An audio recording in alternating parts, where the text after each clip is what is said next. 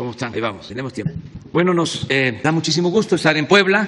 Acabamos de terminar la reunión de seguridad. Iniciamos la semana en este importante estado de la República, de pueblo bueno, trabajador, de gente honesta. El programa va a consistir en un saludo, un informe del ciudadano gobernador Miguel Barbosa, luego el secretario de la Defensa Nacional, el general Luis Crescencio Sandoval González, va a informar sobre la situación de seguridad en Puebla. ¿Cómo vamos en esto que tanto le importa a la gente de Puebla y del país? Y posteriormente, como todos los lunes, Ricardo Sheffield va a informar sobre quién es quién en los precios de los combustibles. Vamos también a transmitir los videos del avance en las obras y terminando abrimos para las preguntas y respuestas. Entonces, le vamos a dar la palabra al ciudadano gobernador Miguel Barbosa Huerta, gobernador del estado de Puebla.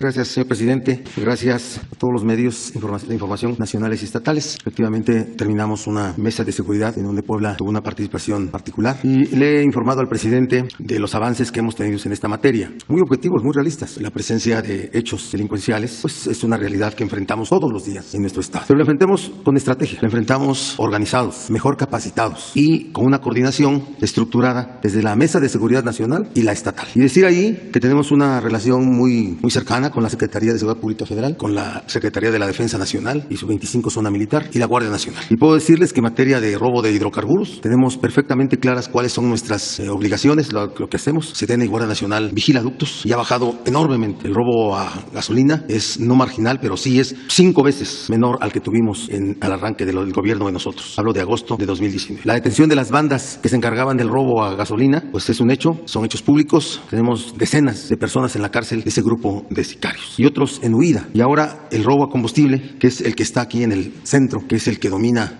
el llamado triángulo rojo, porque se volvió rojo por el robo a gasolina. Y ahora cuando el ducto se secó, está seco, el que viene de Coatzacoalcos y iba a la ciudad, a Azcapotzalco, pues ya es gas el que pasa en 2 ductos que van a Guadalajara. Y entonces es ahí donde las bandas criminales realizan sus actividades. Y también la baja del número de tomas clandestinas es muy sensible, al 40% está de cómo estuvo. Y nosotros, las fuerzas del orden estatales, la Fiscalía General del Estado, la Secretaría de Seguridad Pública, nos encargamos de disolver las bandas. ¿Y lo que estamos haciendo? En ese hecho sobresaliente de las bandas que están alojadas ahí en municipios que van desde Esperanza, Ciudad Cerdán, Quecholac, Palmar de Bravo, Acatzingo y Tepeaca. En zonas, no en todo. Entonces estamos trabajando en eso y no vamos nosotros a dejar nuestra estrategia del combate. Porque hoy el robo a combustible y el robo a gas aquí en Puebla es el que patrocina todos los demás delitos. Todos los demás delitos. Hay una sensible baja en los índices delictivos, pero el compromiso con la ciudadanía, el que se comprometió el presidente de la República y que nosotros nos alineamos a ese compromiso es combatir a la delincuencia para regresar la paz a nuestra gente, a nuestra sociedad. Robo a transportes, aun cuando hubo un pequeño repunte, pero lo vamos a corregir. Y de lo otro, todo está a la baja. Todo está a la baja. Y decir que lo hacemos, como lo he dicho, sin ufanarme, ¿sí? Porque reconozco que es una labor permanente, que va a ser una labor permanente por siempre, de todos los gobiernos,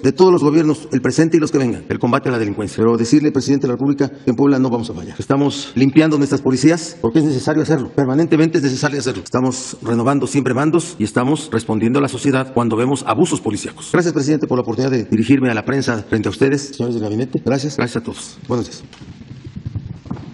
Con su permiso, señor presidente, vamos a informar sobre la situación de seguridad pública en el estado de Puebla. Adelante. Aquí en la primera lámina observamos la distribución geográfica que tiene y la población aquí en el estado. Son 6.5 millones de habitantes, un poco más, y están concentrados en la tercera parte de esos habitantes en 5 municipios, de lo que es Puebla, Tehuacán, San Martín Texmelucan, San Andrés Cholula y Atlisco. Y en lo que vamos a ver ahorita en la presentación, ahí se concentran también los eventos delictivos y ahí está el trabajo también de las fuerzas de seguridad pública municipales, estatales y nivel federal. Adelante, por favor. En cuanto a la asistencia del señor gobernador a lo que es la atención en las mesas del ámbito de la seguridad, se han realizado 252 sesiones en las cuales el señor gobernador ha estado presente en 251 de ellas. Solamente en una, por razones de fuerza mayor, no pudo asistir y estuvo su representante. Una participación importante del gobernador en la atención de toda la parte delincuencial, de todo lo que se atiende por las fuerzas del Estado, las municipales y las federales para beneficio de la sociedad. Incidencia delictiva, tenemos aquí los delitos que son, la información es la obtenida en el Secretariado Ejecutivo del Sistema Nacional de Seguridad Pública, cerrada hasta el mes de agosto, en donde en robo a transportistas tiene una tendencia a la baja, robo de vehículos de igual manera, robo a negocios también hacia la baja, extorsiones hacia la baja, el secuestro también tendencia a la baja, el robo a casa habitación, los homicidios dolosos también hacia la baja, los feminicidios. Solamente tienen dos delitos que tienen una tendencia hacia el alza, ahorita la vamos a observar, una tendencia ligera, pero que son los delitos que se observan en esta naturaleza, que es robo en transporte y robo a transeúnte. También si tomamos en cuenta la totalidad de delitos de alto impacto, el Estado también está hacia abajo, tiene un 19 lugar. Adelante. Aquí vemos las gráficas, robo a transportista hacia la baja, 121 eventos en lo que va lo que se desarrolló en agosto. Aquí podemos ver en el acumulado anual cómo va reduciéndose.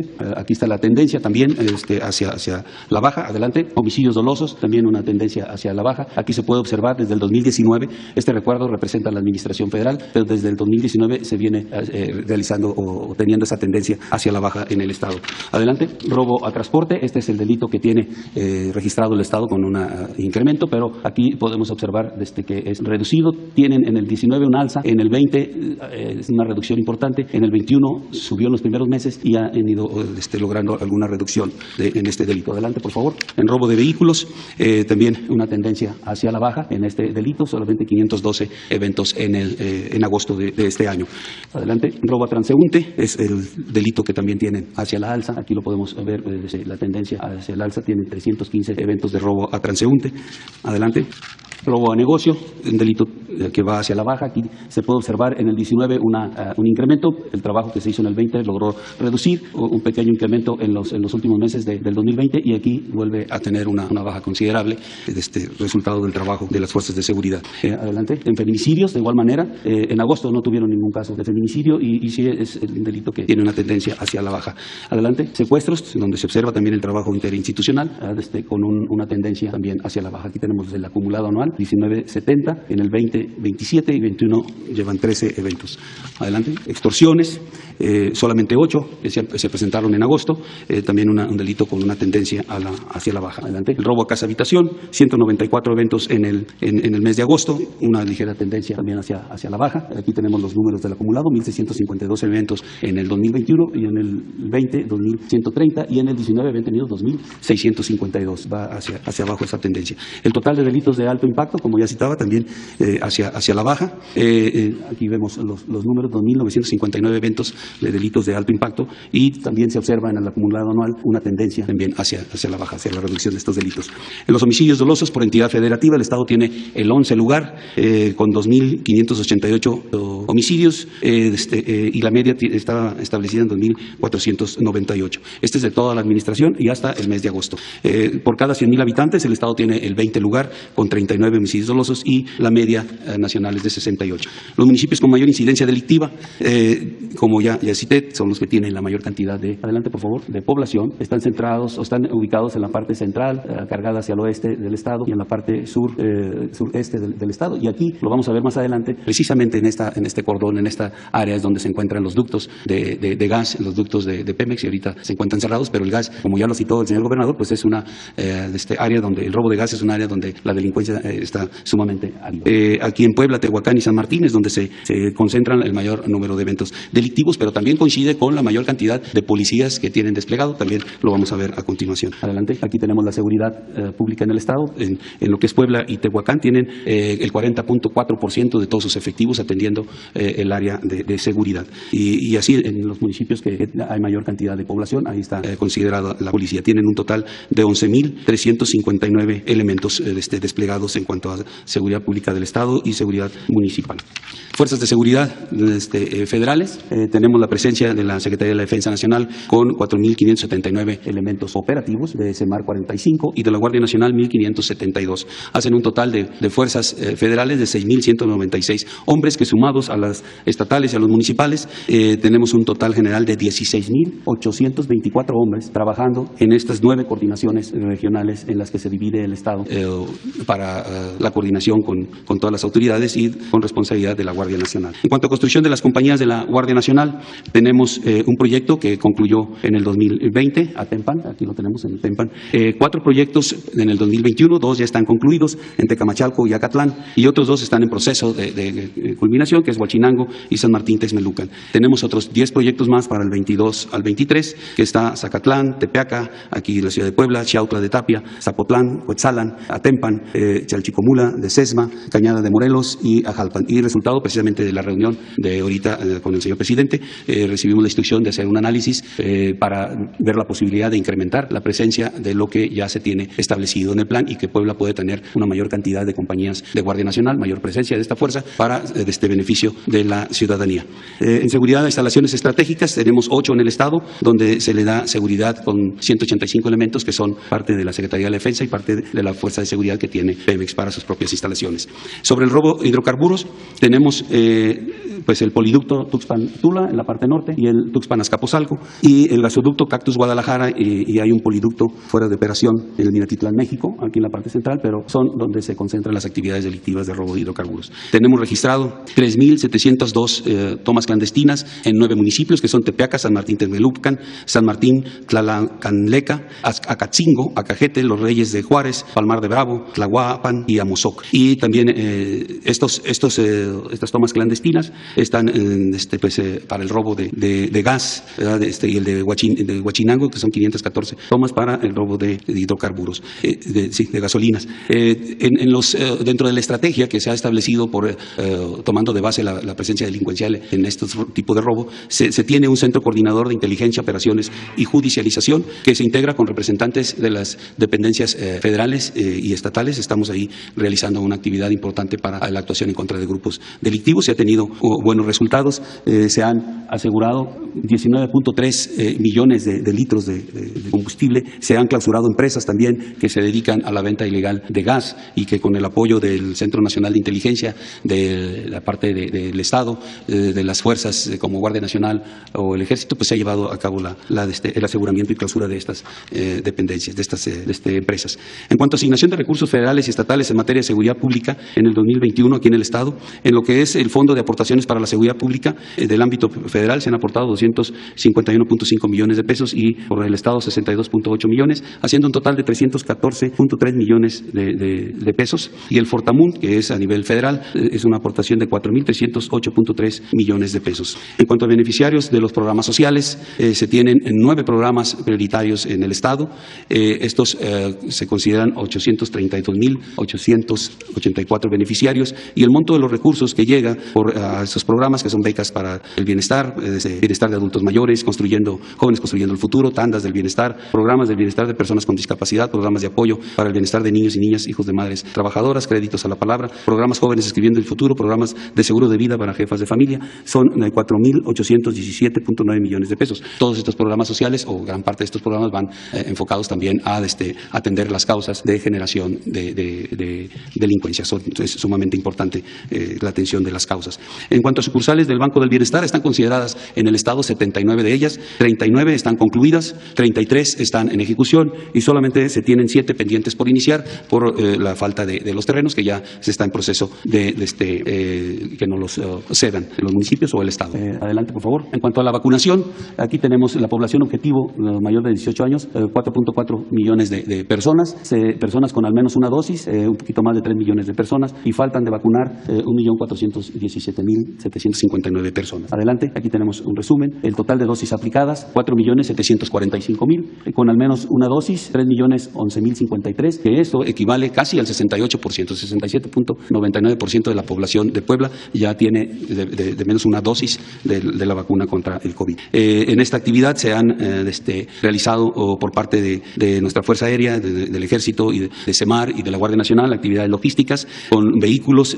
terrestres, 124 y 868 elementos de lo que traemos a nivel central hacia el Estado y para distribuirlas aquí en el Estado, 458 vehículos y 3.206 elementos.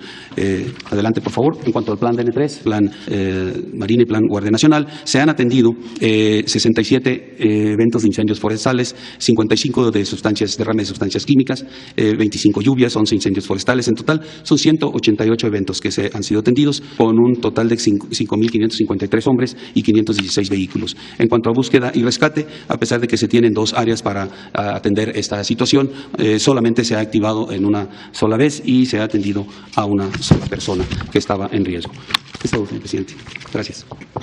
Muy buenos días, señor presidente. Muy buenos días a todas y a todos ustedes. ¿Quién es quién en los combustibles? En la gasolina, el precio promedio nacional de la gasolina regular la semana pasada, 20 pesos con 36 centavos por litro, 22.42 por litro de la Premium y 21.65 por litro del diésel. El incentivo fiscal en esta semana que está transcurriendo es del 53.5% del IEPS. El concorte el día 30 de septiembre, el petróleo sigue muy presionado a nivel internacional, 21 pesos 25 centavos, 71 pesos 25 centavos de dólar el barril. Las tres marcas más caras en México, Redco, Chevron y La Gas en la semana pasada, y las tres más económicas, G500, Orsan y Rendi Chicas. Para la gasolina regular, combustibles BP en Cotaxla, Veracruz, con un precio al público de 21 pesos 57 centavos por litro y un margen de 3 pesos 24 centavos, es la opción más cara, mientras que la más económica para la regular es franquicia Pemex en Veracruz con 18 pesos 63 centavos por litro, un margen de 18 centavos. Para la Premium, combustibles BP otra vez en Veracruz, 23 pesos con 2 centavos por litro, un margen de 2 pesos 94 centavos son la opción más cara, y la más económica franquicia Pemex en la Unión de Isidoro Montes de Oca en Guerrero, 21 pesos 45 centavos por litro, un margen de 17 centavos. Para el diésel, la más cara con el margen más alto, un margen de 2 pesos 99 centavos, un precio al público 22 pesos 85 centavos por litro, en Cotaxla, Veracruz es otra vez de BP, mientras que la más económica es de franquicia Pemex con un precio al público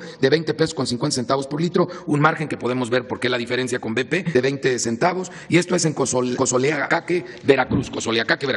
Y las acciones de verificación en el tema de gasolineras. En total atendimos 224 denuncias o quejas a través de la app de litro por litro, a través de 206 visitas y o verificaciones. 2 gasolineras no se dejaron verificar. Fue Serviávilas en Angostura, Sinaloa, en la carretera 500, kilómetro 25, y Gaso 7 en Querétaro, ejido 50, San Gregorio. Y también encontramos un alterador en los pulsadores de las bombas de una gasolinera BP, nos llama la atención. Es una franquicia transnacional y además, pues, como ustedes ven, siempre ha sido de las más careras, y ahora resulta que también están utilizando este tipo de aparatejos. Esto fue en la franquicia BP de Tuxpan, Veracruz, que también encontramos un alterador o rastrillo, como se le llama, en la tarjeta madre de una gasolinera en Sacramento, Coahuila. En ambos casos intervino la Fiscalía General de la República, que ya tomó la cadena de custodia para estos elementos que fueron localizados en las bombas, y se dará seguimiento por parte de la Fiscalía General de la República, porque ya estamos hablando de la comisión de delitos de robar de manera sistemática a todos sus clientes. La gasolina regular más barata, 18 pesos con 9 centavos de Shell en Querétaro, y 18.49 de franquicia Pemex en Veracruz, las más caras, 22.99 de Chevron en Culiacán, Sinaloa, y 22.85 de franquicia Pemex en Iguala de Independencia, Guerrero. Esto es sin tomar en cuenta el margen, como aparece en la de litro por litro. La más barata, 20.89 de Premium en Servifácil de Coatzacoalcos, Veracruz, y 20 pesos con 90 centavos de Golf en Mérida, Yucatán. Las más caras, 23.99 de Móvil en Santa Catarina, Nuevo León, y 23.95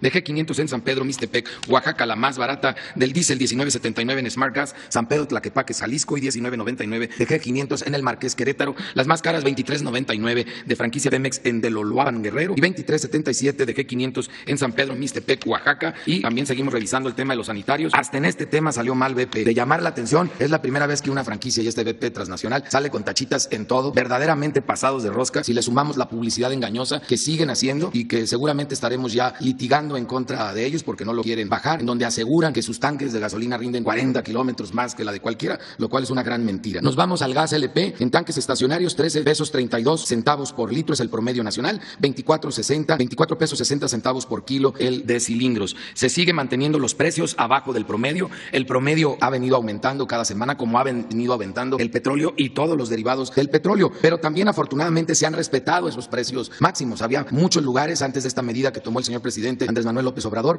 muchos lugares vendían por arriba de esos promedios, con verdaderos ganancias estratosféricas por parte de los expendedores del gas LP, y ahora seguimos encontrando estaciones de servicio que venden abajo de los precios máximos. Tenemos casos en Hidalgo, en Veracruz, en Sonora, en San Luis Potosí, en Querétaro, un caso específico, gas de Hidalgo, en Zacualipán de Ángeles, Hidalgo, 22 pesos, 12 pesos 22 centavos, cuando el precio máximo es de 13.90. Y tenemos también casos en Nuevo León, en Hidalgo, en Sonora, en Oaxaca y en San Luis Potosí, que dan por abajo para cilindros de gas. Un caso específico, San Luis Gas en Aramberri, Nuevo León, tiene un precio al público de 21 pesos 85 centavos por kilo, cuando el precio máximo es de 25 pesos 59 centavos. Están dando 4 pesos casi abajo del precio máximo. Eso es algo que se está viendo en varias partes de la República. Ojalá hubiera ejemplos en todos los estados de la República. Realizamos 807 verificaciones o visitas, 6 resultaron con infracción y 2 no se dejaron verificar. Esas 2 que no se dejaron verificar muy probablemente estén vendiendo gas robado, y estaremos visitándolos ya con un operativo acompañados de Guardia Nacional y de la Fiscalía General de la República. Esto es en Santa Rosa,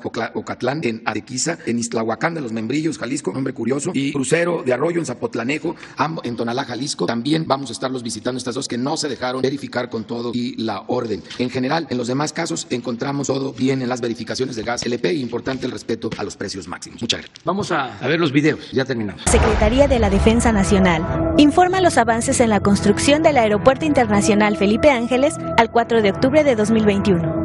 En la Torre de Control y Servicios de Extinción de Incendios se inician pruebas en el elevador secundario de la Torre de Control y se continúan los trabajos de izaje y montaje de parasol en edificios. En el estacionamiento y terminal intermodal de transporte terrestre se trabaja en el armado de muros de contención y zapatas para cimentación en el estacionamiento para vehículos de alquiler.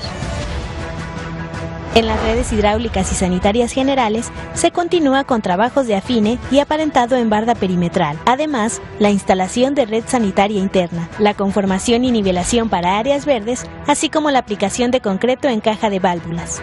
En la terminal de combustibles y red de distribución, se trabaja en la limpieza con sandblast y aplicación de pintura en el tanque vertical atmosférico 1 y en el cuerpo exterior del tanque vertical atmosférico de agua. De igual forma, el habilitado de base de muros en caja de aislamiento. En las redes eléctricas, voz y datos, se inicia el armado de tanque para agua caliente, mientras que en el edificio administrativo continúa el montaje de columnas. Además, se realizan trabajos de impermeabilización en muros de cisterna y el armado de apuntalamiento para losa tapa. A la fecha, se han generado 120.035 empleos civiles. Faltan 168 días de construcción. Es 1 de octubre, nos visitó el presidente de la República, hizo una supervisión de la obra y hoy estamos en una de las 39 subestaciones que ya están concluyendo su construcción. Va el reporte esta semana. Como parte de la supervisión que el presidente de México, Andrés Manuel López Obrador, realiza en las obras principales, esta semana estuvo en Dos Bocas donde constató y revisó los trabajos y avances. El avance físico hasta el día de hoy es del 64% en construcción. Mientras tanto, se realiza el izaje e instalación de estructura de acero para soporte de equipos en la estructura de tambores de coque y en los racks principales. En la planta combinada, que es donde se recibirá el crudo para procesar, se terminó la cimentación de hornos y la colocación de placa de fondo y anular en los tanques de vacío. En el área de las 15 plantas químicas de procesos restantes, continúa la construcción de subestaciones y cuartos de control satélite y torres de enfriamiento. De igual manera, se instalan estructuras metálicas de racks y se continúa trabajando en los sistemas enterrados con la fabricación e instalación de tuberías. Asimismo, desde Corea se reporta el avance de módulos de plantas que serán colocadas en las cimentaciones ya preparadas. En el área de almacenamiento, la obra mecánica presenta ya un avance del 80% en tanques verticales y esféricos. En los tanques destinados a almacenar gasolina magna, se colocan los domos geodésicos y se colocan mochetas y tuberías de interconexión. En las 34 esferas de almacenamiento se realiza soldadura de hemisferios y polos, ya que estas almacenarán gas. En el cuarto de control central se realizan trabajos de soldadura en estructura para los cristales de la fachada, que será el lobby de entrada, donde se instalará la maqueta arquitectónica de toda la refinería. En el área de laboratorio, se colocó la losa de acero en los 4 módulos y se terminó de habilitar el área de estacionamiento. Se detalla las fachadas de los edificios de telecomunicaciones y de la central contra incendio, así como la rodada de la bomba del servicio interno. En el acueducto se cuenta con tubería soldada en Chiltepec Paraíso. En el gasoducto se realizó la descarga de una parte de la tubería en la planta de lastrado en Coatzacoalcos y continúa el trabajo de las peras de lanzamiento. Continúa el montaje de marcos en los distintos racks de integración. En el vivero se lleva a cabo el trasplante de plantas de ornato cultivadas hacia las áreas verdes designadas en la refinería. Tren Maya, reporte de actividades, semana 47 de 157. En el tramo 1, ejecutamos trabajos de terracerías y subrasante a lo largo de 129 kilómetros. Continuamos con la construcción de pasos de fauna a lo largo de la ruta.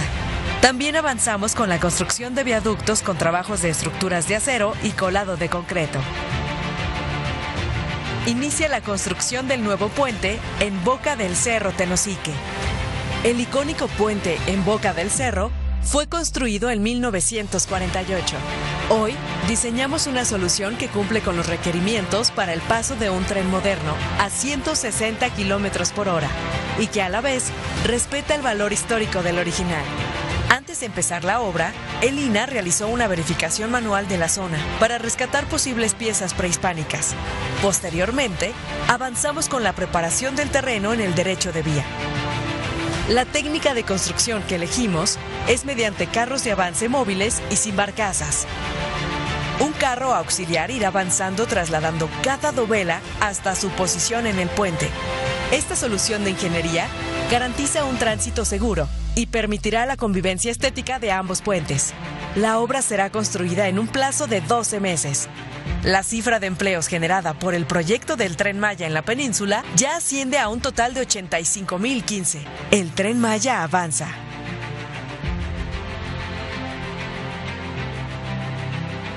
Construcción del tren interurbano México-Toluca, reporte semanal, talleres y cocheras. Se realizan pruebas de los equipos instalados en la cabina de lavado para la realización de ajustes y verificación del funcionamiento del sistema de drenaje. Vía catenaria y obra electromecánica, 57.7 kilómetros, avance 45%. Colocación de catenaria. Se avanza en la instalación de postes y catenaria en el tramo 1, llegando hasta el kilómetro 27 en el Valle de Toluca. Bitúnel. Se cuelan las banquetas laterales de concreto dentro del túnel izquierdo para posteriormente colar los plintos de la vía. Tramo 3, 17 kilómetros, avance de obra 53.2%. Frente 2, carretera federal. Continúa el armado de acero de refuerzo sobre las tabletas prefabricadas para el próximo colado de la losa de compresión en este frente. Viaducto mixto 2. Se colocó la segunda de las 6 secciones de este viaducto mixto en la zona de casetas en horario nocturno. Estas piezas son ensambladas a un costado de la autopista México-Toluca, donde se realizan los trabajos de alineamiento y soldadura para la unión de las secciones metálicas previo a su montaje. PIP La Venta. Se retiró la superestructura del paso vehicular antiguo. La maniobra se realizó en 4 noches consecutivas con 2 grúas de 350 toneladas, seccionando la estructura en 4 tramos. Arteaga y Salazar. Se continúa con la excavación del corte bajo la nueva vialidad para alcanzar la sección del proyecto necesaria para la operación del tren interurbano. Una vez terminado el corte, se construirán estribos para recibir las traves de los viaductos en ambos lados de esta excavación. Hondonada Zagarpa. Se continúa con la construcción de las 2 columnas principales del viaducto en doble voladizo de 220 metros de claro total. Lanzadora de dovelas. Se inicia con el armado de las lanzadoras de dovelas prefabricadas de concreto. Paso de la presa Tacubaya. En coordinación con el sistema de aguas de la Ciudad de México, se continúa con el desasolve del vaso para el control de avenidas durante la época de lluvias. La Comisión Nacional del Agua informa los avances en la construcción de la presa de almacenamiento Santa María, Proyecto Baluarte, Presidio. En el portal de entrada se continúan los trabajos de colocación de acero de refuerzo, cimbra y concreto hidráulico para muros laterales y pilas centrales de las embocaduras de los túneles 2 y 3, así como la colocación de columnas y vigas de la obra falsa y la cimbra circular de la bóveda de la embocadura del túnel 3. En el túnel 1 se realiza la colocación de concreto de reposición, acero de refuerzo, drenes y concreto hidráulico para la losa del piso. En el túnel 2 se realiza la colocación de malla electrosoldada, cimbra y concreto de empaque en columnas metálicas en la zona de la caverna, además de la barrenación y excavación con uso de explosivos en la sección media inferior. En los túneles 2 y 3 se continúa con la instalación de marcos y columnas metálicas, así como la perforación, colocación e inyección de anclas de fricción. Vertedor 1. En el canal de llamada se realiza la colocación de concreto lanzado, así como de anclas y drenes sobre los taludes. Y en el canal de descarga se llevan a cabo acciones de barrenado, excavación con uso de explosivos y balconeo de material en el talud izquierdo. Vertedor 2. En el canal de descarga se realizan trabajos de colocación de cimbra y acero de refuerzo y concreto en muros laterales, así como de cimbra y concreto en el muro de gravedad derecho. Además, se está instalando tubería de drenaje y anclaje y concreto para la losa del piso. Sobre la margen izquierda de la cortina se llevan a cabo trabajos de barrenado y excavación con uso de explosivos, así como la carga y acarreo del material producto de la excavación. En el banco de materiales se continúa con la extracción, acarreo y almacenaje de materiales para la obtención de agregados para concreto como arena y grava. En las plantas de concreto se producen concreto lanzado y concreto convencional que se utilizan tanto en los túneles como en las embocaduras del portal de entrada y en los vertedores. A la fecha, se han generado cerca de 3,000 empleos en la construcción de la presa. Muy bien, vámonos a la primera fila. Compañero, sala 3, mujer 4. Hola, presidente, buenos días. ¿Me escuchó, no? Sí. Hola, presidente, buenos días. Preguntarle varios asuntos de las últimas horas. Lo que ocurrió ayer en Huauchinango tiene una motivación política. ¿En verdad es gente que no se les aplicó bien el censo? ¿Qué fue lo que pasó? ¿Cuál es la información que ya después de varias horas de lo ocurrido tiene? Bueno, estamos iniciando un método nuevo para atender a damnificados. Antes compraban víveres, enseres, la Secretaría de Gobernación con el programa del Fondem. Había mucha corrupción, lo he dicho ya en otras ocasiones. Era un barril sin fondo. Estaban hasta esperando que se presentaran inundaciones, temblores. Vivían de eso. Habían empresas proveedoras que estaban dedicadas a venderle al gobierno a precios elevadísimos, desde luego incluidos los sobornos a funcionarios públicos. Entonces ahora ya es completamente distinto. Son dos etapas. Primero, el auxilio a los posibles afectados, a los damnificados, advertirles de que viene un huracán, informarles que se protejan, que se trasladen a partes altas desde antes de los daños, que está con agua informando constantemente.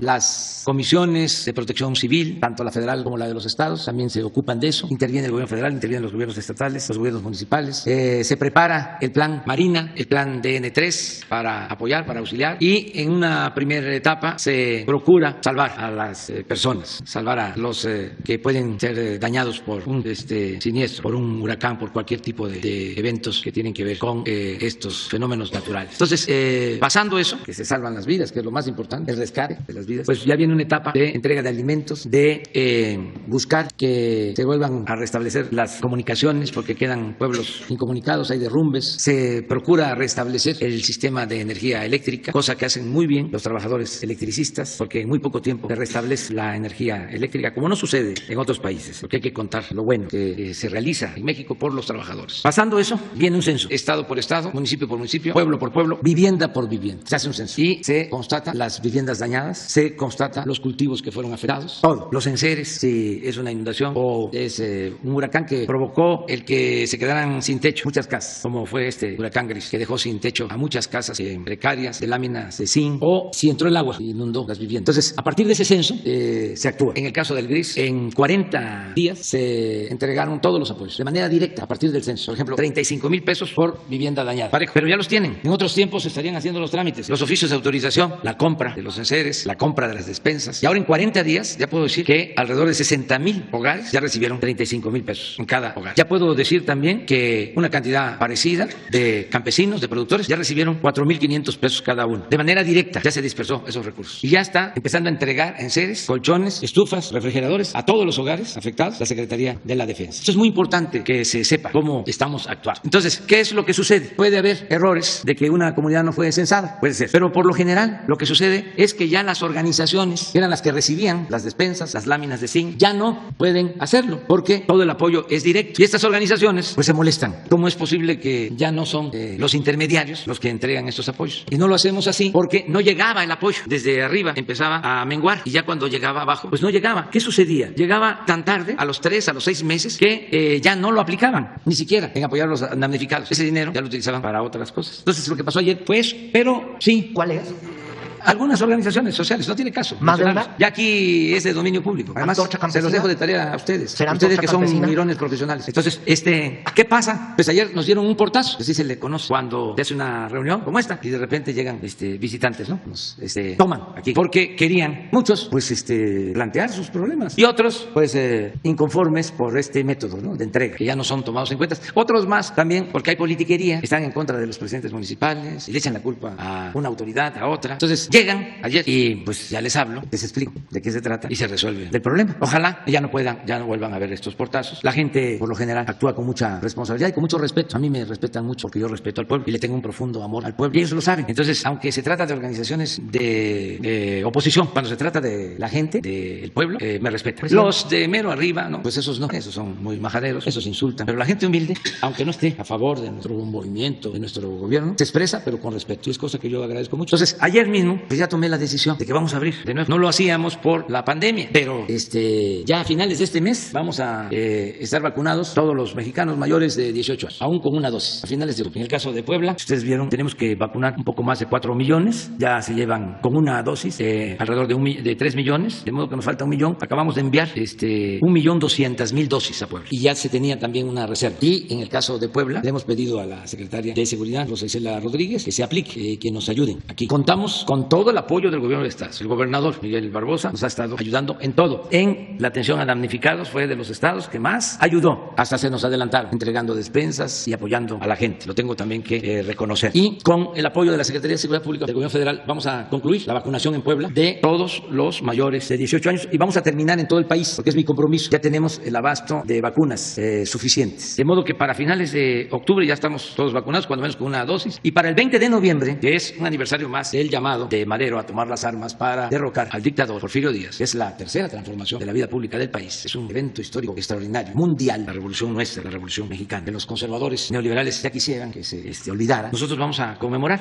la revolución mexicana el día 20 de noviembre en el Zócalo de la Ciudad de México. Va a ser el primer acto. Aprovecho para convocar a todo el pueblo, porque vamos a informar en plaza pública para que ya no haya portazos, porque además ya la gente ya quiere tener más participación. Acuérdense que el protagonista principal de esta transformación es el pueblo de México. Son las mujeres, son los hombres que han hecho posible el que podamos acabar, desterrar la corrupción de nuestro país. Presidente. Es con el apoyo de todos los mexicanos. Entonces, el día 20, de todas maneras, adelantamos. ¿Por qué lo hacemos? Bueno, hablaba yo de la vacunación también. Es importante que se sepa.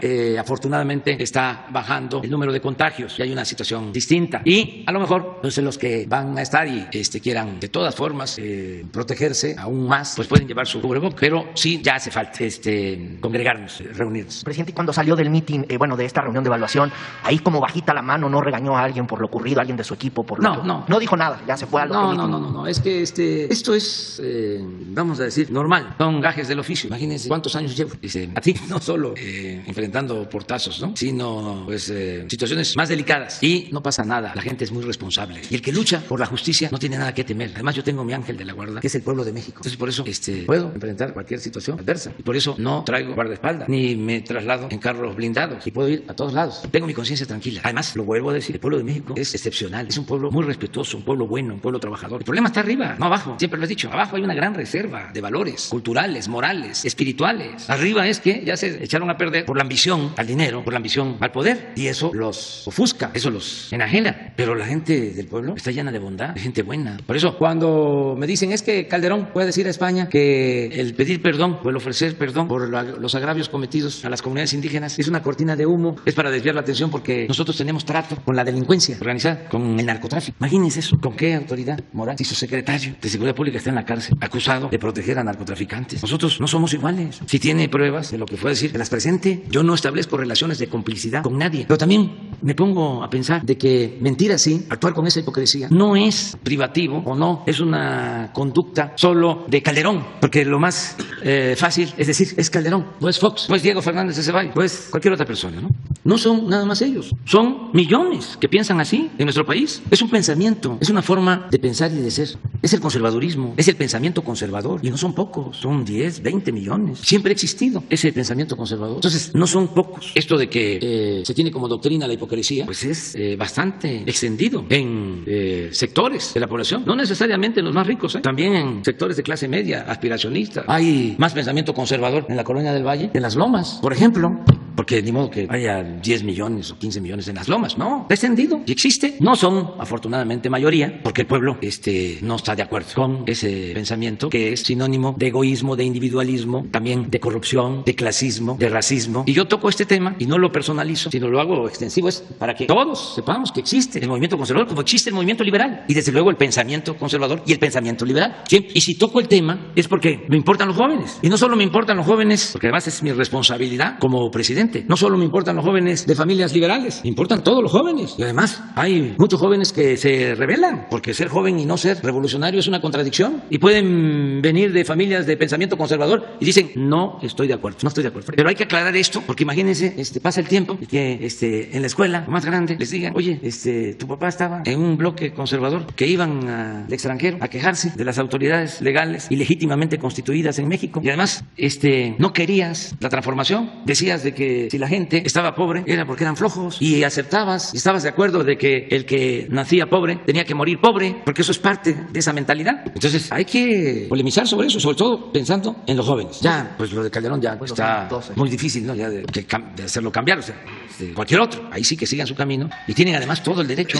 Y cuando hablo que son millones, desde luego que tienen todo el derecho de expresarse, de manifestarse. Decía Juárez, los reaccionarios también son mexicanos. Yo diría que son mexicanos y que además tienen todo su derecho a manifestarse, expresarse, y que no debemos pensar todos igual, porque la democracia es la pluralidad, son las diferencias, es la confrontación de ideas. La dictadura es un solo pensamiento y es protestar con los dientes apretados. Entonces, que haya democracia, que todos nos manifestemos, además que no olvidemos nuestra historia, porque querían quitarnos hasta el derecho a la memoria, que ya no supiéramos nada de la independencia, ni de la reforma, ni de la revolución, y en el caso de los jóvenes ya no saber nada, ni siquiera de lo que pasó hace 30 años. Ayer se dio a conocer una lista de los que sacan dinero para guardarlo en el extranjero, una lista grande, y hay de todo. Bueno, decirle a los jóvenes, desgraciadamente, no es novedad. Los que tienen ahora 20 años no habían nacido cuando ya se había dado a conocer que el hermano del presidente Salinas, Raúl Salinas de Gortari, había sacado del país $100 millones utilizando un banco famosísimo, el segundo banco más importante de Estados Unidos en ese entonces, el Citibank. Una investigación realizada por el Senado de Estados Unidos. $100 millones. Por eso, posteriormente, se crearon las oficinas de investigación financiera en el mundo. Pero, por lo que estamos viendo, no han dado resultado. Hay que revisar de nuevo toda esa fuga de capital. Hay que ver cómo se resuelve y, sobre todo, que los que sacan dinero, que no evadan impuestos. Ver si existen delitos que perseguir en todos estos casos y abrir investigaciones. Pero, si se da la noticia ayer, ¿cuándo fue lo de Raúl Salinas? Si no me equivoco, 1992, 94. 92, 94. En 2 años sacó $100 millones.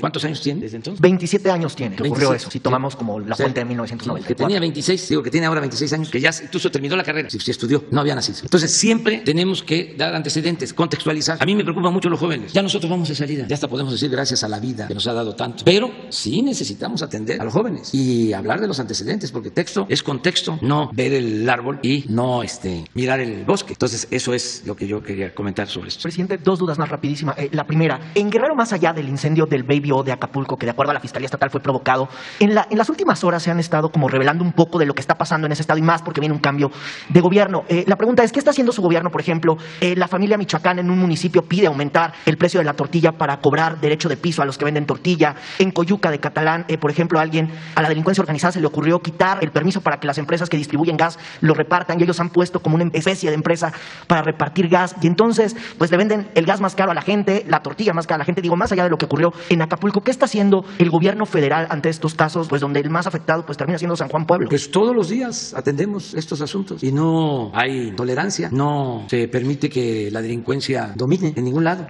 Sí hay actos de esta naturaleza, pero se actúa de inmediato. No hay relaciones de complicidad. ¿Se está dando en Guerrero? Sí, todos los días. A mí me da mucho gusto y también felicito al gobernador de Puebla, Miguel Barbosa, porque imagínense, en las mañanas nosotros, de 6 a 7 de la mañana, esto nunca se había hecho en la historia del país, nos reunimos de lunes a viernes para recibir el informe, el reporte, el parte de lo que sucede en las últimas 24 horas. Nos reunimos los que estamos aquí todos los días, de lunes a viernes. Bueno, en los estados se estableció lo mismo, una mesa para que los gobernadores, con funcionarios federales, con los comandantes de zonas navales, de zonas militares, de la Guardia Nacional, a veces los representantes de las fiscalías, se reúnen y hacen lo mismo que nosotros llevamos a cabo, pero para atender los asuntos de cada estado. Miguel, a ver si pueden ponerme la gráfica. Y esto lo subrayo porque hay otros gobernadores que no lo hacen, que no se levantan temprano. De 252 días, estar presente en 251 es importantísimo. Que el gobernador encabece la reunión de la mesa de seguridad. Hay lugares en donde vamos y nos da pena sacar esta gráfica porque no vamos a tener problemas. ¿No? Pues sí, ya ustedes se hacen cargo de la investigación. Pero aquí se demuestra, pues el gobernador sabe, porque la perseverancia es fundamental y que todos los días estemos atendiendo los problemas. Entonces, cuando me preguntas qué estamos haciendo en el caso de Guerrero o en el caso de Michoacán, todos los días. Hoy vimos Michoacán y todos los días. Y vemos Zacatecas y vemos Guanajuato y desde luego ahora correspondió ver bien Puebla. Y no solo es el diagnóstico o el análisis de la realidad, es la transformación de la realidad. Tomar decisiones. Hoy, por ejemplo, observamos de que están en proceso de construcción 7 cuarteles de la Guardia Nacional en Puebla y consideramos que son pocos, aunque ya están proyectados 10 más, van a ser 17 en Puebla, pero se requieren más. Y ya dimos las instrucciones y se van a ampliar el número de cuarteles y elementos de la Guardia Nacional y otras decisiones que estamos tomando. Pero entonces el gobierno sí está al tanto de lo que el gobierno sí está al tanto de lo que ocurre en Guerrero y de lo que ha ocurrido en diversos estados. Completamente, todos los días estamos al tanto. Y nada más una pregunta para el titular de la Profeco, así súper rápida, a ver si me la puede contestar, porque ha causado muchísimo ruido en TikTok, en Instagram,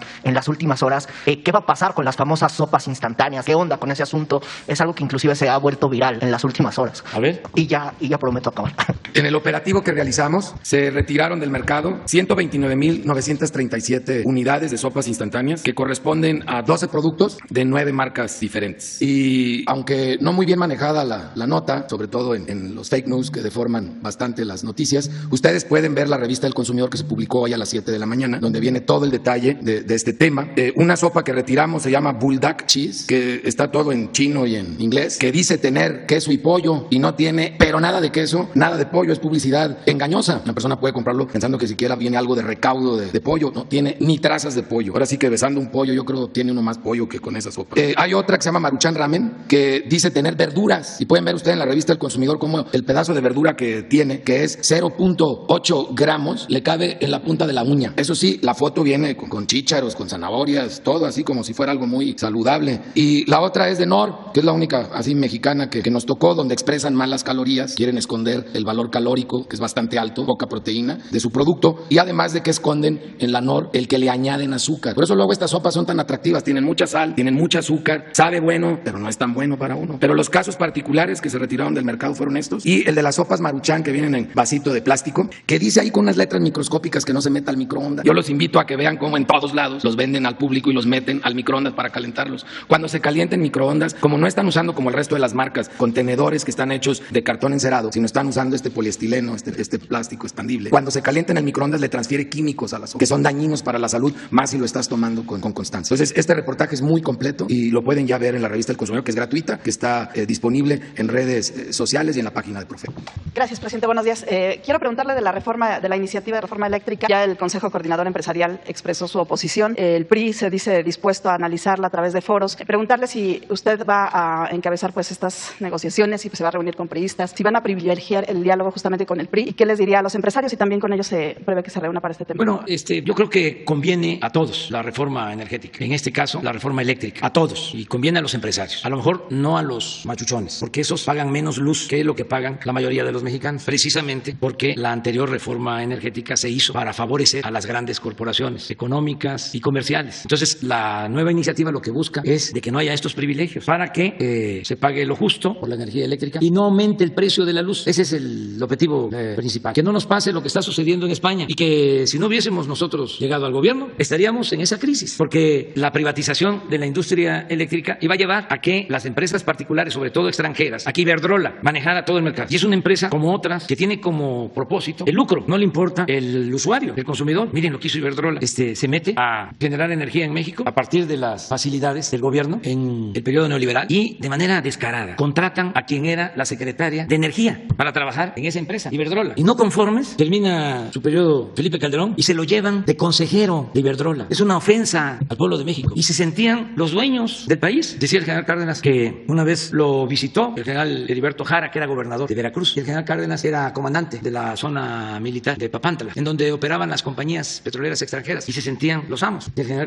Cárdenas recordaba en sus apuntes que se quejaba el general Jara, siendo gobernador, de los abusos que cometían las empresas extranjeras. Tenían hasta guardias blancas. Y hay una expresión en los apuntes del general Cárdenas. Dice, actúan como si fuésemos tierra de conquista. Pues eso era lo que pasaba, eso era lo que sucedía en el periodo neoliberal. Eso fue lo que sucedió desde 1983 hasta diciembre de 2018. Entonces, en España ellos dominan y miren cómo están las tarifas de luz. Hay una crisis tremenda, pero las autoridades españolas, con todo respeto, dependen mucho de estas empresas. Y nosotros tenemos la gran ventaja de que nos eligió el pueblo, no fueron estas empresas. Somos libres y tenemos que defender la economía popular. Entonces, por eso es la reforma eléctrica, para que podamos garantizar que no aumenten los precios de la luz, de la energía eléctrica. ¿Y quiénes se benefician? Todos nos beneficiamos, los empresarios. ¿Cómo vamos a industrializar el país con energía eléctrica cara? Una cosa es lo que puedan decir los de mero arriba. Por ejemplo, los dueños de Oxxos, que pagan menos tarifa que lo que pagan los usuarios de clases populares, inclusive de clase media. ¿Cómo es posible que un Oxxo pague menos tarifa eléctrica que una familia, que un hogar? Si es un negocio, nada más porque en la reforma energética que hicieron, que empezaron a modificar la Constitución y las leyes, sobre todo una ley secundaria. Desde Salinas pueden hacer sociedades y aparece como que ellos están produciendo energía y no pagan lo que se conoce como porteo, es decir, la transmisión de la energía en las líneas, y reciben subsidios y por eso terminan pagando menos de lo que paga un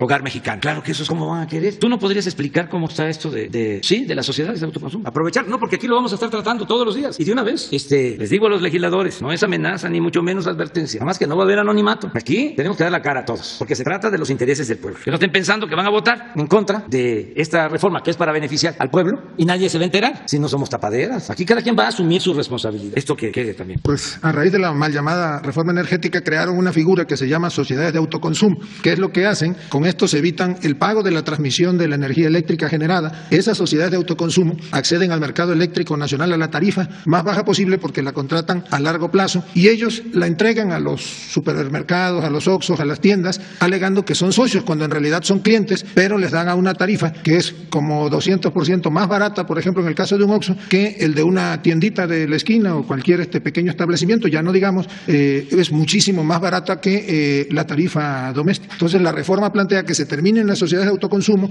y sea la Comisión General de Electricidad la que distribuye y portee la electricidad para que se pueda obtener así una tarifa más baja, pero pareja, y ya la Comisión Federal de Electricidad podrá acceder a los contratos a largo plazo a los que no tenía acceso, porque nada más las productoras privadas tenían acceso a eso, básicamente eso. Además, no se les confiscan sus empresas, no hay nacionalización, no hay expropiación, se les deja una parte del mercado, 46% del mercado, que es todo lo que están ahora abasteciendo, y el 54% para la Comisión Federal de Electricidad. No ¿se aprueba la reforma? Buscaríamos otros mecanismos, pero sí nos pondría en una situación muy difícil, porque ya necesitamos esta reforma. Yo hice el compromiso de que no iba a aumentar la luz en términos reales, y lo voy a mantener a sostener, pero yo lo puedo hacer, podríamos buscar mecanismos, pero los que vienen después van a tener que seguir subsidiando a estas grandes empresas, porque también nos han engañado muchísimo. Cuando iban a privatizar, los más grandes, los de más edad, a lo mejor se acuerdan, empezaron a decir de que nos íbamos a quedar sin luz y que había que abrir el mercado eléctrico, porque no iba a haber luz, y no era cierto. La Comisión Federal de Electricidad tenía las plantas suficientes para abastecer de luz, hidroeléctricas, 60 hidroeléctricas en todo el país. ¿Qué fue lo que hicieron? Abrieron el mercado y pararon las plantas de la Comisión Federal de Electricidad, cerraron muchas o las subutilizaron. Por ejemplo, en el caso de las hidroeléctricas, que tienen 6 turbinas, ocupan una, porque así está la ley, para que se despache primero a las empresas particulares. El mercado se les entregó, pues por eso los contrataban a los servidores públicos. Entonces, muchas mentiras. Bueno, nos dijeron, viene la reforma eléctrica, va a bajar el precio de la luz. Y fue lo contrario, subió.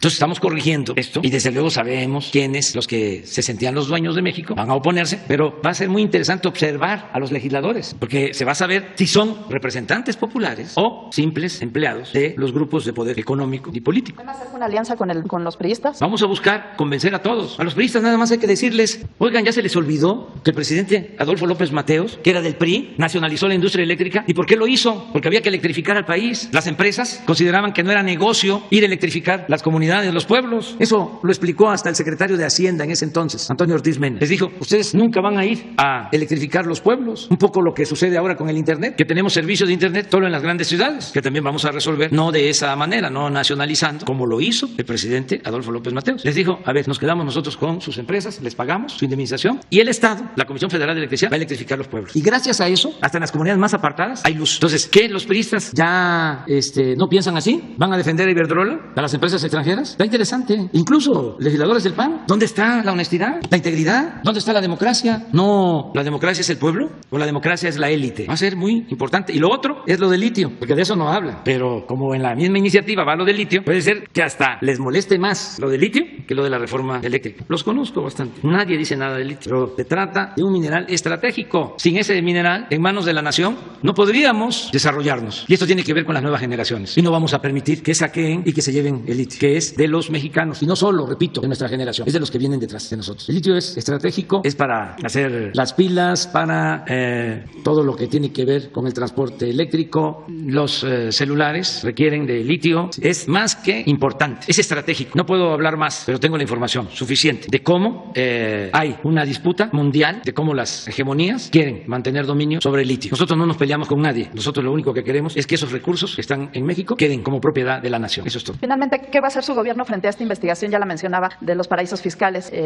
Esto que hablaba de que, pues que se investigue. Se va a investigar a los 3,000 mexicanos que ahí aparecen. ¿Cuántos son? Son 3,000 y fracción, y aparecen, bueno, pues está el secretario de Comunicaciones, está Julio Scherer, está Guadiana, algunos empresarios. ¿Y qué se va a hacer frente a esto? Decía que también no han funcionado pues las agencias que deberían de evitar esta situación. Sí, hay que hacer una investigación, hay que ver a quién corresponde, tiene que ver desde luego con la cuestión fiscal, ver si se pagó impuestos, cuándo se llevaron a cabo estas operaciones. Son muchos, 3,000, aunque fíjense cómo son las cosas. Son 3,000 y salen 3, hasta en los periódicos y en los medios, en donde los dueños están en las listas, sacan 3 nada más, a Arganis, a Julio Scherer y a la esposa, el licenciado Bartlett. Hay también Guadiana, entonces 4, son los únicos de 3,000.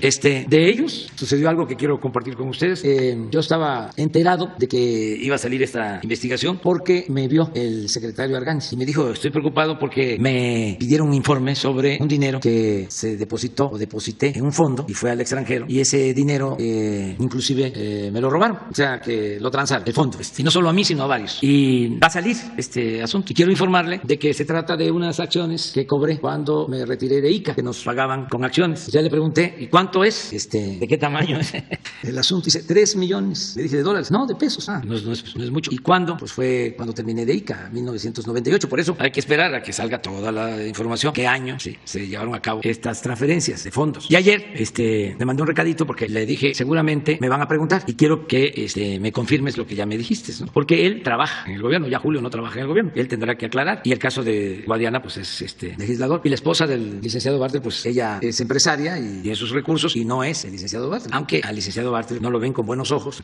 los que defienden ahora la reforma energética. Pero bueno, en estricto sentido, por lo que corresponde al gobierno, me interesaba mucho lo de Argánez, porque es secretario de Comunicaciones. Entonces le mandé a preguntar, ¿no tienes por ahí la respuesta? Sí, mira, esto es lo que le mandé a preguntar. No, pero pon el original, que te lo dé Daniel, el original, para que no, porque esta es la interpretación. Ya el de ayer, sí, incluso que ahí está no mi letra, sino creo que fue ayer, sí, ayer, y está la hora y todo. El mensaje, WhatsApp, a ver si nos los manda. Además, ahí lo único que ofrezco, disculpa, es que el señor, el Daniel dice el señor, yo no soy el señor, soy Andrés Manuel. También aprovecho ahorita para decirles que me dio mucho gusto el que le hayan dado la medalla Belisario Domínguez a la maestra Ifigenia. La mando a felicitar. Ahorita quiero tratar ese tema porque le van a entregar su medalla el jueves y le mandé una carta porque no voy a asistir, porque una legisladora convocó a que me falten el respeto ahí en el Senado. Entonces quiero aprovechar pues para hacerle un homenaje a la maestra Ifigenia. Miren, esto es lo que le mandamos a decir. Ingeniero, ¿qué tal? Gusto en saludarlo. Oiga, sobre lo que están publicando, seguramente mañana pregunten al señor. En conferencia comentará que ya le había informado, porque así ya me había informado. Solo quiere precisar lo siguiente. ¿Cuánto? ¿En qué fecha? Si lo defraudaron, porque ya me había dicho eso. Si fue una liquidación de ICA. Y eso es lo que él contesta. Ayer, 3 millones de pesos. 1998, sí fui defraudado por esa empresa, Stanford Trust Company, al igual que muchos pequeños inversionistas en todo el mundo. Fue la venta de mis acciones en ICA, que las recibí cuando salí de la empresa. Cabe mencionar, en ese entonces ICA era una cooperativa de producción que entregaba acciones a sus empleados en reconocimiento a su desempeño. Eso es lo que él me contestó. Muy bien. Le mandé una carta a la maestra Ifigenia. ¿No la tienes? A ver, felicitándola y ofreciéndole disculpas porque no voy a asistir. Le van a entregar la medalla el jueves. Lo considero algo muy merecido. La maestra es excepcional. Y en la carta que le escribo, así lo digo, porque la maestra fue directora de la Escuela de Economía. Pues ahora, aquí lo digo, a ver si lo amplía. Ahí está, préstame. Y mire, un aplauso para la maestra.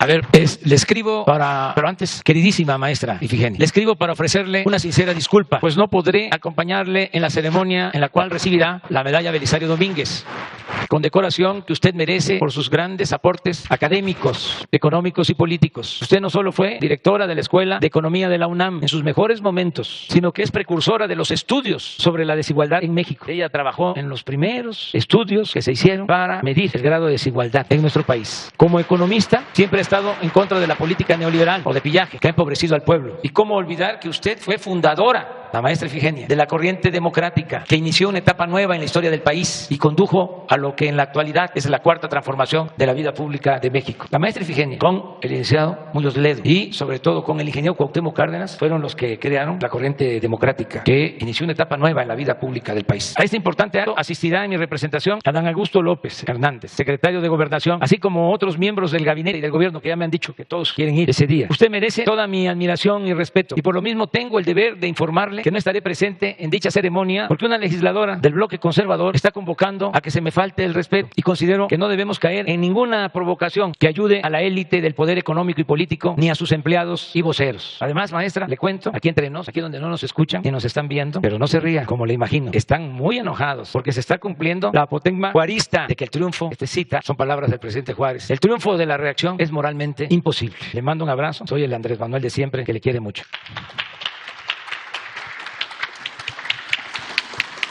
Vamos. Presidente, solamente preguntarle sobre este último tema que decía. ¿Quién es la legisladora que está haciendo esta convocatoria a hablar mal de usted durante esta posible ceremonia? La senadora Lili Telles. Gracias, presidente. Retomando la pregunta de mi compañera. Que aclaro, tiene todo su derecho a manifestarse y expresarse. Pero yo también no puedo exponer la investidura presidencial y no voy a ir a que me falte el respeto y se haga un escándalo. Imagínense, pero qué necesidad. Gracias, presidente. Retomando la pregunta sobre esta investigación sobre el dinero que se deposita en cuentas en el extranjero, paraísos fiscales, así como el secretario de Comunicaciones le comunicó que estaba de alguna manera involucrado en esta investigación, ¿de la misma manera recibió información de su exconsejero jurídico Julio Scherer o de él no tenía conocimiento que tenía dinero en estos paraísos fiscales, presidente? No tenía conocimiento. El único caso es el de Arganis. ¿Y qué opina de que su exconsejero jurídico... Pues que él aclare, como todos, los 3,000 y que además se sepa sobre cuánto dinero, cuándo se depositó, en qué despachos, porque estoy enterándome de que había despachos. Bueno, hay en todo el mundo que son los que manejan todo este tráfico de dinero, el llevar a guardar el dinero a los llamados paraísos fiscales, y desde luego que también hay fondos financieros. Entonces que se aclare también el origen del dinero, porque hay empresarios, hay políticos, legisladores de México y de todo el mundo. Entonces que se sepa más, que se informe más. Qué bien que eso se está transparentando y que las autoridades correspondientes actúen si hay delitos que perseguir. Solo para que quede claro, presidente, que la unidad de inteligencia financiera u otras dependencias investiguen a estas 3,000 personas, incluido Julio Scherer, incluido el secretario de Comunicaciones. Sí, no sé si les corresponda a los de la unidad de investigación financiera, pero si por ley es una obligación que tienen, una responsabilidad, lo mismo el SAT, la Procuraduría Fiscal, se tiene que hacer. A todos. A todos, a todos. Gracias, presidente. Y en un segundo tema, el día de hoy publicamos en Reforma que el próximo año la Comisión Federal de Electricidad verá reducido su plan de inversión para proyectos de infraestructura, esto en gran medida para cubrir pues los compromisos que tiene con las pensiones de los trabajadores. El monto para pagar las jubilaciones el próximo año ascenderá a unos 48,000 millones de pesos, cuando los proyectos de inversión para infraestructura están calculados en 47,000 millones de pesos, presidente. Desde su punto de vista, este nuevo régimen de pensiones en la CFE está ahorcando las finanzas de la empresa y, por lo tanto, reduciendo las posibilidades de inversión para infraestructura. Mire, del 1 al 5, lo que más afecta a la Comisión Federal. A ver, del 1 al 5. 1, la corrupción. 2, el saqueo que llevan a cabo las empresas particulares que le venden energía a precios elevadísimos a la Comisión Federal de Electricidad. Número 3, la deuda que dejaron los gobiernos neoliberales. Número 4, las leyes que le impiden a la Comisión Federal de Electricidad, aunque parezca increíble, producir energía teniendo capacidad de generar energía eléctrica. Y número 5, pues a lo mejor el costo por la fuerza de trabajo. Pero eso no es el problema principal de la Comisión. Al contrario, los trabajadores han estado actuando a la altura de las circunstancias. ¿Qué hacían antes los de la mafia del poder? Le echaban la culpa de todos los trabajadores. Dice, está mal Pemex por los trabajadores. Está mal la Comisión Federal de Electricidad por los trabajadores. No es así. Si se mantuvo, si resistió el vendaval neoliberal Pemex y la Comisión Federal de Electricidad, fue por los trabajadores. ¿Qué hicieron? Mientras le daban a ganar a Iberdrola y ahí saqueaban a manos llenas, mientras hacían grandes negocios, jugosos negocios, comprando gas, ya sea a Repsol de España, como lo hizo Calderón, 25,000 millones de dólares, o entregándoles la cuenca de Burgos para extraer el gas a Repsol, o ahora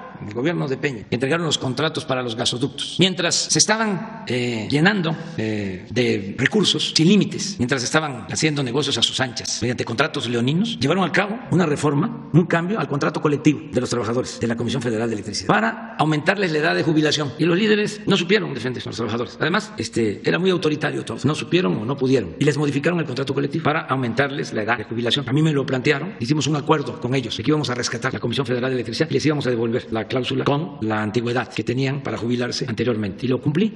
Entonces eso a los corruptos tecnócratas les molesta mucho, pero para mí el problema no son los trabajadores, el problema de la Comisión Federal de Electricidad, de Pemex y de México es la corrupción, el saqueo de los llamados hombres de negocios, de los traficantes de influencia. Ese es el principal problema. Es como, también tiene que ver mucho con la concepción, con el pensamiento conservador que promueve mucho tu periódico, con todo respeto, a ti sobre todo y a tu periódico. Es como lo de los impuestos. Mientras estaban engañando, diciendo de que el problema eran los de la economía informal que no pagaban impuestos, que ese era el problema fiscal de México, que había que cobrarle impuestos a los viene, a los que se buscan la vida como pueden en la calle, porque no funcionó por cerca de 40 años la economía formal y la gente tuvo que salir a la calle a buscarse la vida, y de manera hipócrita decían, hay que cobrarles los impuestos. ¿De dónde iban a sacar dinero? ¿Qué iban a poder cobrar?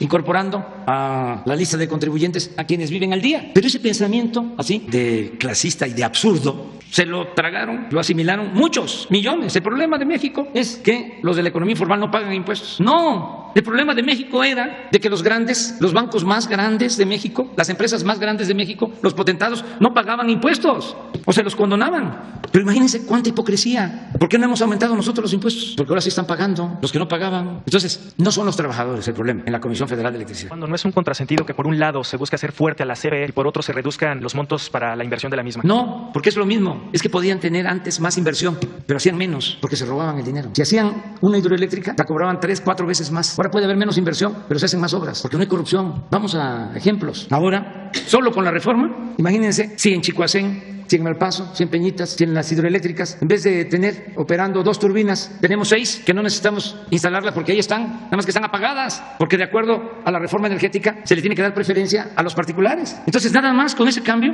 en vez de 2 turbinas en una hidroeléctrica, trabajan 6, generamos 2 veces más energía eléctrica, es la energía eléctrica más barata, la que se produce con agua, la más limpia. Entonces, es un enfoque completamente distinto. Y sí, la Comisión Federal cuenta con todo nuestro apoyo, lo mismo Pemex, porque son empresas de la nación. No les podemos dar a Pemex el mismo trato que se le da a Shell. No se le puede dar el mismo trato a la Comisión Federal de Electricidad que se le da a Iberdrola. ¿Cómo?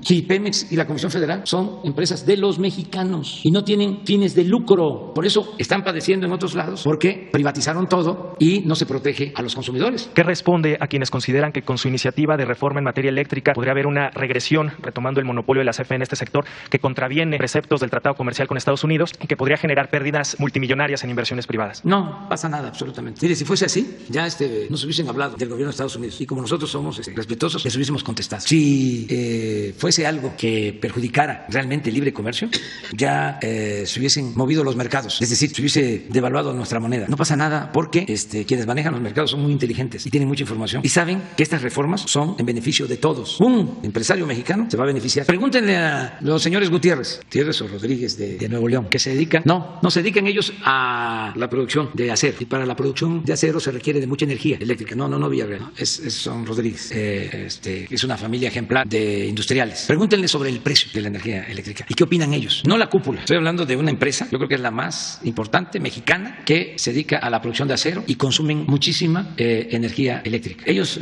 incluso son clientes de la Comisión Federal de Electricidad. Entonces les va a ayudar a los empresarios, nos va a ayudar a todos. No haríamos nada que nos afecte la producción, no haríamos nada que signifique cerrar empresas. Les voy a dar otro dato. Cuando se abrió para que vinieran estas empresas extranjeras, se argumentó de que iba a llegar mucha inversión extranjera. ¿Saben ustedes que la mayor parte de la inversión de estas empresas son créditos de la banca del desarrollo de nuestro país? Todas esas empresas, la mayoría le debe a Nacional Financiera. Fueron negocios que hicieron, tanto las concesiones como los créditos, por influyentismo. La verdad, son muy ventajosos y no tienen llenadera. Vamos a desayunar ya. Muchas gracias. Nos vemos mañana. Adiós.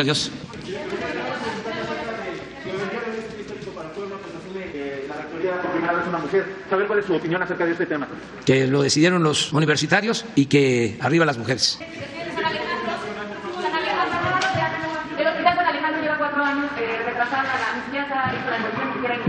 Es el del Seguro Social. Sí, ¿cuándo se va a iniciar, presidente? Por eso, no le estoy ya está sobre esto. El director del Seguro Social también va a pedir informe. Tómale los datos y te informamos para que tú nos ayudes a informar con los datos. Presidente, no sé, eso lo sacó el proceso. No estoy muy informado. Pero me voy a informar y ya les contesto a proceso. ¿Eres de proceso? Sí.